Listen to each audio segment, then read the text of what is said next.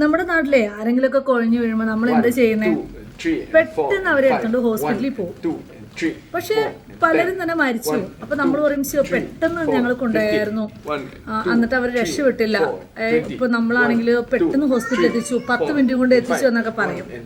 പക്ഷെ നമ്മുടെ നാട്ടിലുള്ള പലർക്കും അറിയത്തില്ല, ഇങ്ങനെ കൊഴിഞ്ഞു വീഴുന്നവർക്ക് ബ്രീത്ത് എടുക്കുന്നില്ല, അവർക്ക് CPRന്റെ ആവശ്യമുണ്ടെന്നുള്ളൊരു കാര്യം. എന്റെ വീഡിയോയുടെ താഴെ ഞാൻ കൊടുത്തേക്കുന്ന CPR, ഇത് നമ്മൾ ജനറൽ പബ്ലിക് സാധാരണ ആളുകൾ അറിഞ്ഞിരിക്കേണ്ട ഒരു കാര്യമാണ്. ആര് കൊഴിഞ്ഞു വീണാലും അവർക്ക് ബ്രീത്ത് ഉണ്ടോ എന്ന് നോക്കുക, ഇല്ലെങ്കിൽ അപ്പൊ തന്നെ CPR സ്റ്റാർട്ട് ചെയ്യുക.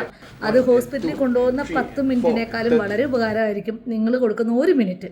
ആ 1 മിനിറ്റിനുള്ളിൽ നിങ്ങൾക്ക് ഒരു ജീവൻ തീർച്ചയായിട്ടും രക്ഷിക്കാൻ പറ്റും. Thanks for watching.